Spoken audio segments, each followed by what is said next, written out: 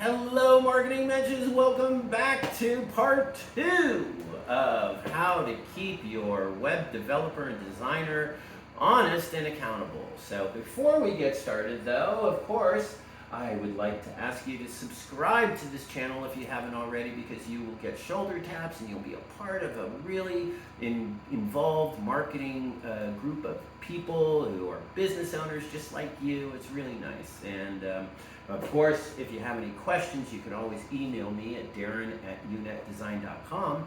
And whether it's about an episode or you want to just have a question about your own project, please. That's what I'm here for.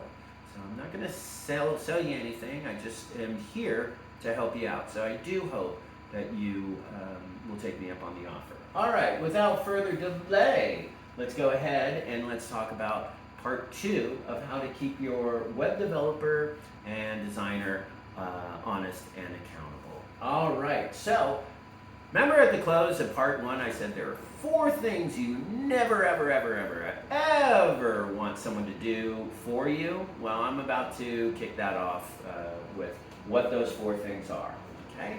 So the first thing that I never want you to do, and I want you to promise me right now, that you are never going to let anyone else but yourself purchase your website, okay?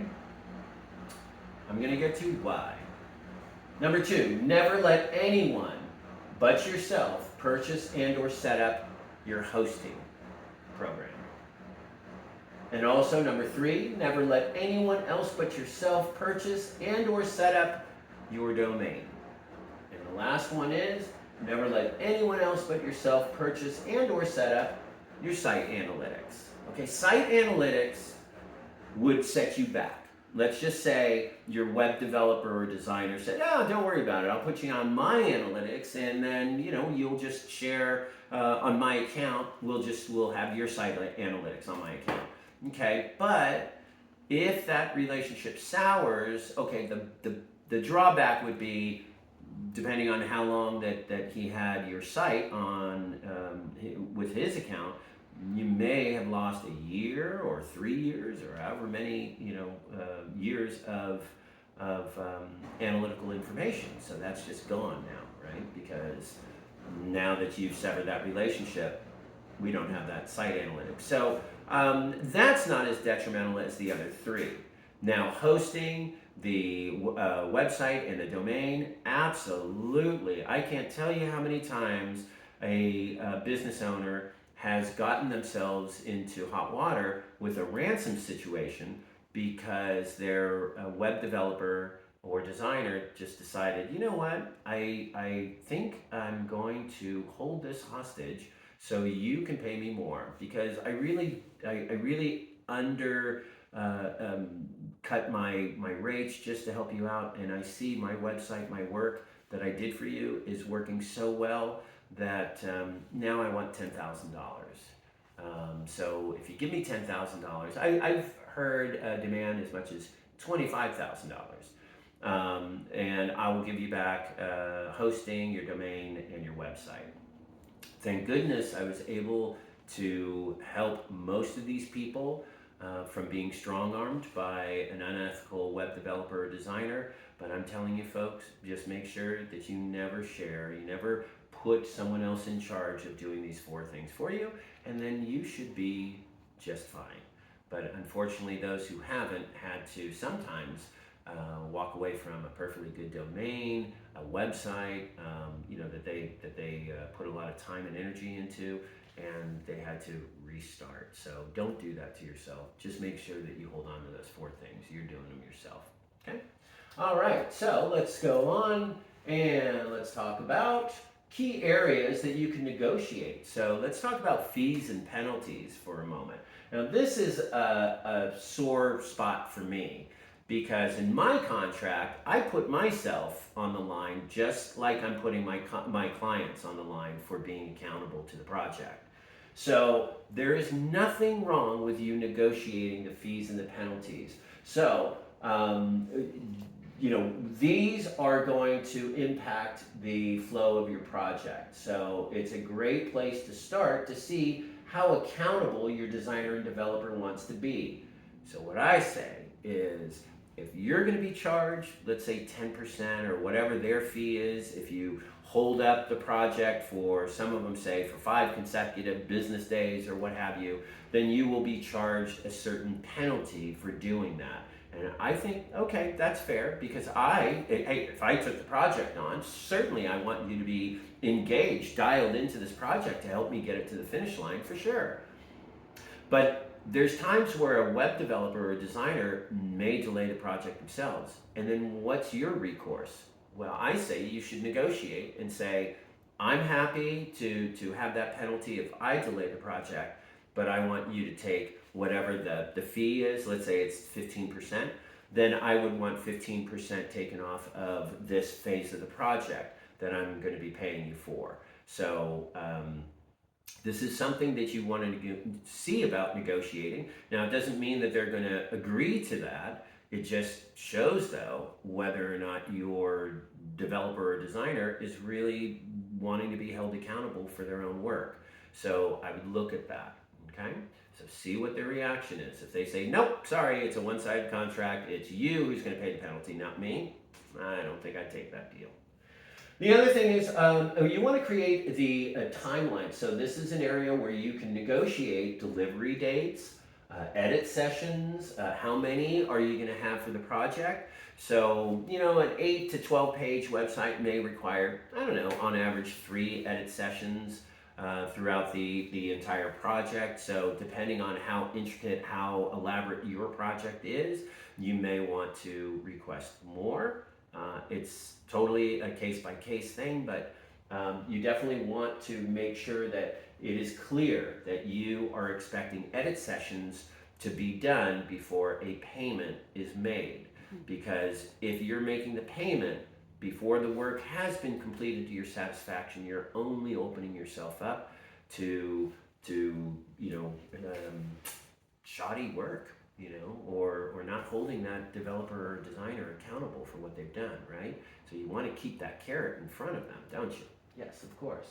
So payments, edit sessions, roles and responsibilities. Also another gray area is who's doing what and when. So we need to make sure that the roles and responsibilities are well laid out, and you can negotiate who's going to be responsible for what, okay? And then also, post-production. We need to think about who's going to be maintaining the website, who's going to be updating the website, and will you have user access to edit or update the website yourself. So you want to make sure that you know what you're going to be able to access from this website when it's completed. I know that some agencies give their clients very, very basic edit capabilities so they don't do any kind of damage to the website. That, to me, it's a little questionable, because I don't think that a client, or I've never had a client take down a website just by making some basic edits or updating things. However, if ownership is important to you, then you need to make sure that in post-production you have full ownership of that website, or what we call administrative access to the website. That would be, administrative access is like having the skeleton key to the city. It's going to open up everything. You're not locked out of anything. Okay? So you want to make sure that you're having that conversation with your designer and developer before the project starts. Is what kind of access are you going to have in post-production? Okay? Because you don't want to be spending your budget being nickeled and dimed just to have your designer or developer change an image, change a paragraph, something you could totally be doing yourself. So have that conversation. And let's see, what else? The carrot. The carrot's really important, because this is how you're going to keep your designer and your developer and or designer dialed into the project. So, like I mentioned, for an average website of 8 to 12 pages, about 3 edit sessions, I think, would be sufficient. And then discuss your project beforehand so you can find out if you need any additional project accommodations, and they'll be able to tell you that. Also, set up payments to be made only when the agreed project milestones for that phase has been completed, okay? That is your carrot. That is really important, because if you make that payment before that milestone's been accomplished, you know, you kind of lose that authority that you have and making sure that they do what you want. All right, so also never pay before the phase of the project has been completed as agreed. So from here on out, if you've never done that before, I want you to feel comfortable and confident enough to do that from here on out. Okay, because you're paying for this thing, you want to get what you're paying for, right? All right, and then edit sessions and project payments. Never pay the designer before the edit session to that phase of the project until it's been completed to your satisfaction and per the agreement.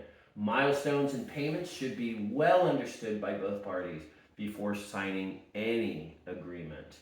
And prompt payments, you want to tell a developer or a designer that they did a job well done, this is the best way to do it. Make sure that you pay them promptly.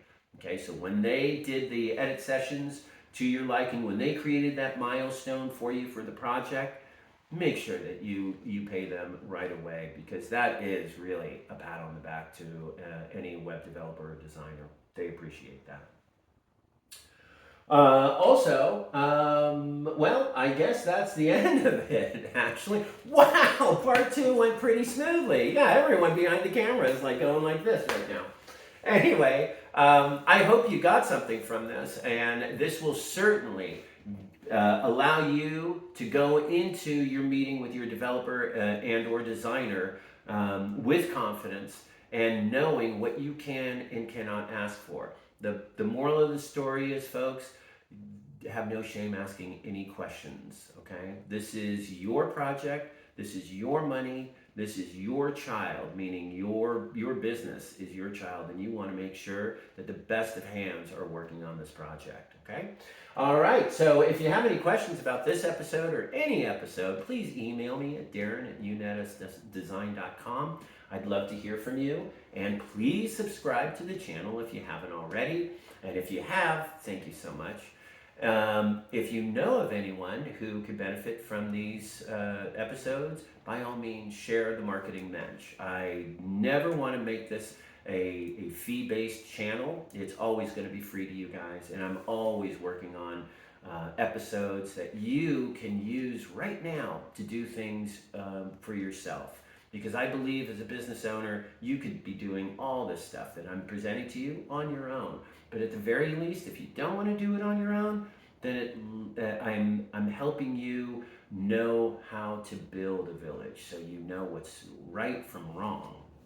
Okay, so I'm here to help you. So please, let's connect and let's have you enjoy more of these episodes. So until the next time, folks. Stay happy, stay healthy, stay creative, and I'll talk to you soon. Take care, Menches.